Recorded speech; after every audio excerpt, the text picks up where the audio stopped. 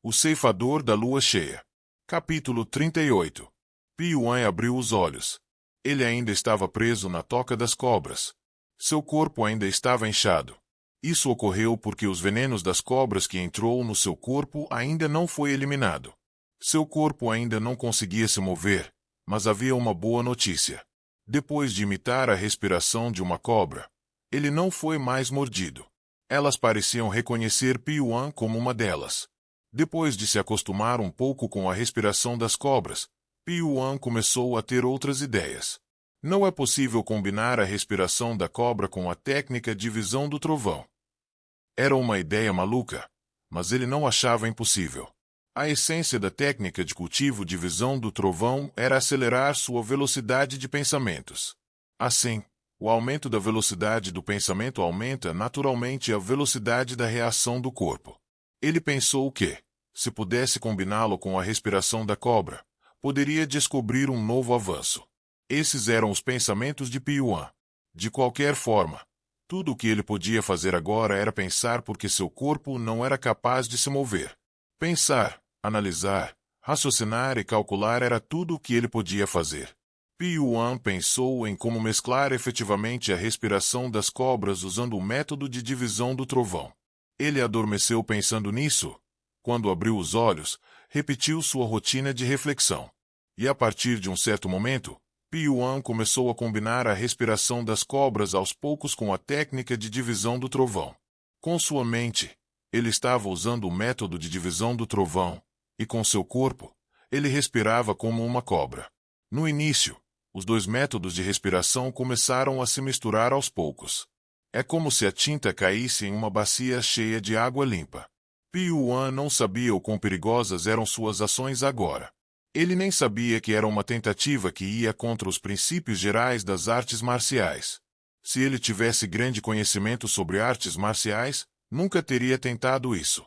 Se o homem que o abandonou aqui pudesse ver o que ele estava fazendo, teria ficado imediatamente furioso pensando que Piuan estava louco. Em grande medida, o que Piuan estava fazendo agora vai completamente contra o senso comum. Mas paradoxalmente, ele foi capaz de experimentar coisas novas porque não estava preso a estereótipos. Piuan não tinha noções preconcebidas sobre artes marciais. Não havia estereótipo que o impedisse de fazer algo por um motivo específico. Ele pensava livremente e tentava tudo o que podia imaginar. Piuan esqueceu a passagem do tempo e mergulhou na respiração que criou. Em algum momento, a dor de Piuan começou a diminuir pouco a pouco. O veneno que costumava se acumular em seu corpo estava agora neutralizado ou derretido em seu sangue. A única razão pela qual isso se tornou possível foi por causa de seu método de cultivo recém-criado. Era o chamado método de cultivo da cobra subtrovão. Essa nova técnica de cultivo, criada por Piuan no Poço das Cobras, foi eficaz no controle do veneno que penetrou no corpo. Quanto mais ele usava o método de cultivo da cobra subtrovão, mais veneno de cobra se fundia naturalmente com sua energia interna. Agora o veneno das cobras não era mais seu objeto de medo. Quando o veneno das cobras foi absorvido, o inchaço no corpo de Piuan foi visivelmente reduzido. Finalmente, quando todo o veneno se foi, seu corpo físico era capaz de se mover. Piuan moveu o dedo. Quando o movimento estranho foi sentido, as cobras ficaram loucas. Cobras próximas imediatamente morderam Piuan com suas presas. Piuan não resistiu e aceitou o veneno das cobras. Então, quando sentiu fome, estendeu a mão e agarrou uma cobra próxima. Piuan pegou uma pequena cobra que mordeu as costas de sua mão. Ele então a deu uma mordida com a boca. Vagzag. A cabeça da cobra quebrou na boca de Piuan. A carne que ele mastigou veio com um cheiro de peixe. Ele não sabia quanto tempo fazia desde a última vez que tinha provado comida. Não achava isso nojento e até se sentiu em êxtase com a carne que comeu depois de tanto tempo. As cobras aqui também se comiam para sobreviver até agora. As fortes suportaram por muito tempo comendo as fracas. Não era pecado comer outras criaturas aqui. O mesmo era para Piuan. Ele sobreviveu imitando cobras, então não havia razão para se sentir culpado por comê-las. Vivendo com cobras, o instinto de sobrevivência da cobra naturalmente se fundiu em Piuan. Como Piuan vivia em um poço de cobras, sempre que ficava com fome, as comia. Embora seu corpo tenha se recuperado até certo ponto e conseguisse sair do poço das cobras por conta própria, Piuan optou por não fazê-lo. Porque havia muito mais a ganhar aqui do que tentar sair. Um animal como a cobra fez Piuan experimentar muitas coisas. Seus corpos e sentidos desenvolvidos, focados na sobrevivência, eram algo que Piuan ainda precisa aprender. Então, Piuan continuou a viver voluntariamente com cobras para observar seu comportamento. Como resultado, ele percebeu que a visão delas era diferente da de outros animais. Os olhos divididos verticalmente podiam ver áreas que humanos e outros animais não podiam ver. Uma das coisas que Piuan descobriu foi que elas eram excelentes em detectar a temperatura corporal, devido aos seus sentidos particularmente sensíveis. Em vez de depender de seus olhos para ver a forma da criatura viva, elas os usavam para sentir e distinguir a temperatura corporal de uma criatura. Piuan ficou sabendo desse fato enquanto aprendia o método de cultivo da cobra subtrovão. Se ele olhasse para um objeto enquanto usava o método de cultivo da cobra subtrovão, ele podia ver sua temperatura com os olhos. No começo não sabia o que significava a mudança em sua perspectiva, mas com o passar do tempo, ele percebeu que era assim que a visão de uma cobra funciona. Ver o mundo pelos olhos de uma cobra era diferente. Piuan já se adaptou à escuridão a ponto de parecer dia, mesmo em lugares sem uma única luz. A expansão de seu campo de visão também veio com a expansão de seus sentidos. Piuan expandiu seus sentidos enquanto as assimilava. Ele não sabia quanto tempo havia passado. Era quase impossível capturar o fluxo do tempo em um lugar onde nenhum único ponto de luz podia entrar. Por causa disso, Piuan nem sabia há quanto tempo estava preso no Poço das Cobras. Ele só podia imaginar que havia passado muito tempo com as cobras porque seu cabelo e barba haviam crescido bastante. Piuan exalou lentamente e moveu seu corpo. As cobras ficaram loucas. No entanto, Piuan continuou a se contorcer sem hesitação. Sua condição física estava perfeita. Ele entregava energia para seus braços e pernas. O inchaço de seu corpo desapareceu completamente. E todas as feridas que antes eram graves, agora estavam curadas. Piuan moveu lentamente seu corpo. Seus movimentos eram desajeitados no início, mas depois ele nadou naturalmente entre as cobras. Seu movimento sem usar os braços e as pernas era semelhante a uma cobra se movendo na água. Embora Piuan estivesse se movendo, as cobras não o atacaram.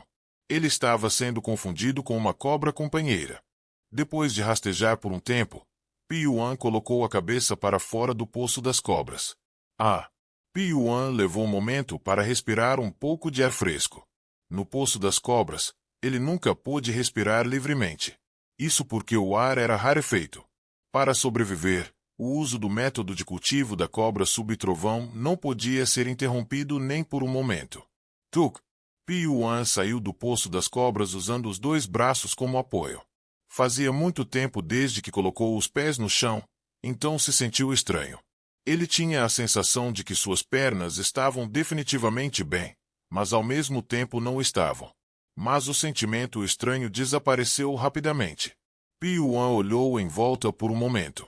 A residência de Lin Sayol, vista através da parede, não mudou nada desde quando ele foi jogado no Poço das Cobras. Piuan saiu do buraco onde estava o Poço das Cobras. A caverna subterrânea, com todas as tochas apagadas, era a própria escuridão. A caverna subterrânea estava estranhamente silenciosa ao ponto que ele não conseguia nem ouvir insetos rastejando, muito menos sentir uma presença. Nem os guerreiros da seita Qingshen nem os discípulos da seita Emei podiam ser vistos. Todo mundo já tinha saído deste lugar. Estou sozinho de novo. A voz de Piuan ecoou na escuridão. Mesmo estando sozinho, Piuan não se sentia solitário. Talvez já tivesse esquecido o sentimento de solidão.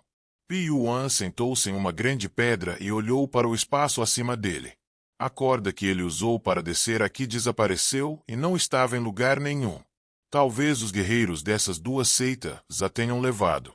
Embora a única saída para o exterior estivesse bloqueada, Piuan não ficou desanimado.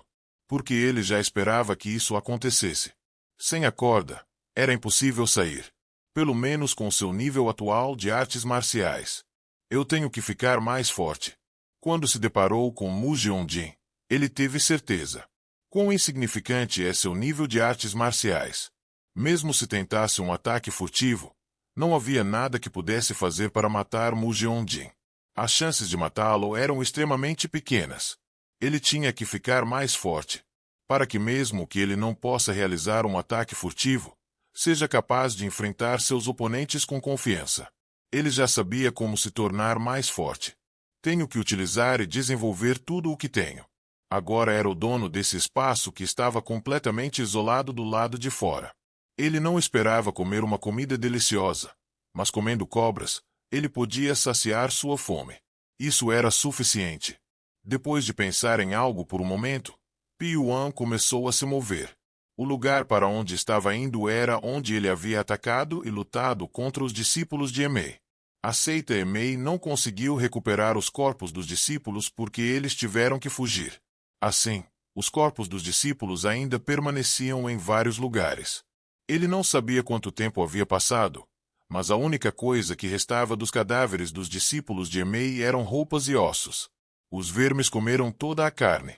Pyuan procurou por seus braços sem aversão. Depois de procurar dezenas de corpos, Pyuan conseguiu encontrar um livreto. O livreto tinha o nome de Palma Quebra-Nuvens. Era uma cópia, não o original. A Palma Quebra-Nuvens era o método de luta do qual a seita Emei se orgulhava. A pessoa que carregava o livreto em seus braços era um artista marcial chamado Gon, que perdeu a vida para Pyuan. Gon era um discípulo da segunda geração da seita Emei, e foi autorizado a aprender Palma Quebra-Nuvens, então ele carregava uma cópia. Ele originalmente teria deixado o manuscrito em sua seita, mas o levou com ele porque partiu tão apressadamente. Gon não pensou que não seria capaz de retornar à sua seita. Palma Quebra-Nuvens era uma das artes marciais mais bem classificadas da qual a facção Emei se orgulhava. Era uma técnica que não vazou para o público. Estou com sorte. Pyuan murmurou. Embora não tenha sido formalmente ensinado, ele aprendeu as 72 ondas de espada da seita Qingshen. E desta vez, ele também obteve o Palma Quebra-Nuvens da seita Emei. Há também os métodos de assassinato que aprendeu com o grupo Fantasma de Sangue. Então ele não estava totalmente sem o básico. Pyuan ia ver o fim aqui. O fim das 72 ondas de espada e o fim do Palma Quebra-Nuvens. E ele combinará a essência das duas artes marciais em seu próprio método de assassinato. Talvez fosse impossível. Que apenas um verdadeiro mestre de artes marciais poderia fundir três artes marciais de naturezas completamente diferentes em uma. Mas ele nem sequer pensou que seria impossível. Ele já havia criado um novo tipo de técnica chamado Método da Cobra Subtrovão. Também foi por sorte, mas teria sido impossível se não fosse apoiado pelo talento e esforço de Pyuan em primeiro lugar. Pyuan sentou-se e começou a examinar o conteúdo da técnica secreta. Ele esqueceu o passar do tempo enquanto se aprofundava nas artes marciais. Algo entrou na escuridão. Uma fera com asas grandes demais para seu corpo pequeno. Era um morcego pendurado no teto. Ele olhou ao redor por um momento. Era um espaço escuro como breu, sem luz adentrando. Ele podia ver um espaço que o olho humano nunca poderia ver usando seus outros sentidos. O morcego levantou as orelhas por um momento e então começou a voar em uma direção. Nem as estalactites salientes nem o teto saliente do pavilhão conseguiram impedir o morcego. O morcego voou para o corredor escuro, evitando todos os obstáculos. Sem sequer prestar atenção nas salas à esquerda e à direita do corredor, o morcego dirigiu-se para a sala mais profunda. Entrando pelas frestas da porta quebrada, ouviu-se um barulho estranho. Suzuki. Qualquer pessoa sã que ouvisse o som não seria capaz de evitar se sentir assustada. Mas os morcegos não eram humanos. O morcego sabia que o som que ouvia era o som característico da respiração de uma cobra se movendo. O morcego olhou para baixo enquanto voava pelo espaço subterrâneo retangular. Havia um grande poço de cobras para onde o olhar do morcego era direcionado. Numerosas cobras estavam se contorcendo juntas. As cobras eram um bom alimento para os morcegos. Em particular, cobras pequenas eram um alimento básico para os morcegos. Essas pequenas cobras estavam misturadas entre as grandes. O morcego desceu ao poço das cobras sem fazer barulho. Estava planejando pegar apenas uma cobra. Quando o morcego estava quase se aproximando do poço das cobras, uma mão branca de repente se projetou entre as cobras. Mas o morcego permaneceu completamente alheio desse fato. Os nervos do morcego estavam tão concentrados nas cobras. Acima de tudo, o movimento da mão era tão silencioso que o morcego não conseguia detectá-la. Os morcegos eram particularmente sensíveis às mudanças no ar.